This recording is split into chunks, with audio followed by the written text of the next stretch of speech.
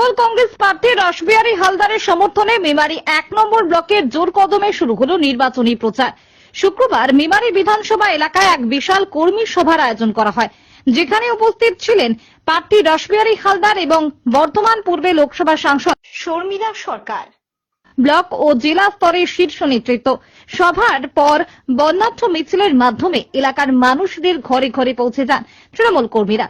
প্রার্থী রাসবিহারী হালদার কর্মীদের উদ্দেশ্যে বার্তা দিয়ে গিয়ে উন্নয়নের খতিয়ান তুলে ধরেন। তিনি বলেন, রাজ্য সরকারের জনমুখী প্রকল্পগুলি তাদের জয়ের প্রধান হাতিয়ার। তৃণমূল কর্মীদের একজোট হয়ে মানুষের দুয়ারে পৌঁছানোর নির্দেশ দেন মেমারি বিধানসভা কেন্দ্রের মনোনীত প্রার্থী রাসবিহারী হালদার। সভা শেষে শুরু হয় এক বিশাল পদযাত্রা। ব্যানার, পেস্টুন আর দলীয় পতাকা ছেয়ে যায় এলাকায়। সাধারণ মানুষের সাথে হাত মিলিয়ে বয়স্কদের আশীর্বাদ নিয়ে জনসংযোগ সারেন প্রার্থী। মেমারির অলিতে গলিতে তৃণমূলের জয়ধ্বনি ছিল, কান পাতলেই শোনা যাচ্ছিল। এখন আমি এই মুহূর্তে বিধানসভায় আমরা মেমারি ১ নম্বর ব্লকে দলুইবাজার অঞ্চলে আমাদের প্রধান, উপপ্রধান, আমাদের অঞ্চল সভাপতি, আমাদের পঞ্চায়েত সদস্য, বুথ সভাপতি, সিনিয়র নেতৃত্ববৃন্দ, শাখা সংগঠনের সভাপতিরা, সব কর্মীদের নিয়ে আমরা একটি মিটিং করছি যে কিভাবে আমাদের কাজ চলছে, আগামী দিনে আমরা কিভাবে কাজ করব সেই সম্পর্কিত মিটিং আমরা ঘরোয়া ভাবে একটি করছি এবং সেখানে আমাদের সাংগঠনিক আলোচনা চলবে এবং সেখানে আমাদের এমপি ম্যাডাম ডক্টর শর্মিলা সরকার ম্যাম উপস্থিত ছিল। মেমারির জন্য অনেক কিছু চিন্তা ভাবনা আছে। অবশ্যই আমি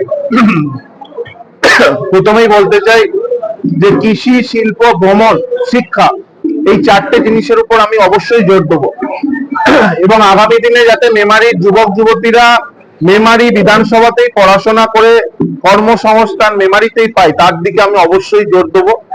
এবং মেমারিতে অনেক পুরনো স্মৃতি জড়িয়ে আছে, অনেক পুরনো, এবং সেক্ষেত্রে ট্যুরিজমের উপর অবশ্যই জোর দেবো। কৃষি ক্ষেত্রে অবশ্যই জোর দেবো। একটি স্পোর্টস কমপ্লেক্স করার ইচ্ছা আছে। মেমারিতে অনেক ক্রীড়াপ্রেমী মানুষ আছে, যেখানে ক্রিকেট, ফুটবল, ব্যাডমিন্টন, ভলিবল, সমস্ত ধরনের খেলা, যারা অ্যাথলেটিক, সবাই যাতে প্রশিক্ষণ পায়।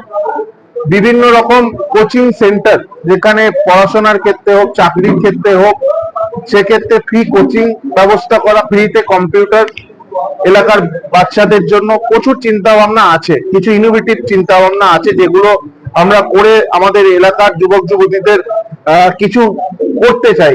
অ্যাজ এ এমএলএ আমি মেমারি বিধানসভার মানুষের জন্য কিছু করতে চাই, যে কাজ আমি সারা বছর করি একজন যুব সভাপতি হিসাবে, একজন সোশ্যাল ওয়ার্কার হিসাবে, সেই কাজ একজন বিধায়ক হিসাবে এমন কিছু করতে চাই যে যার জন্য আমাদের বিধানসভা যেন জেলার সেরা বিধানসভা।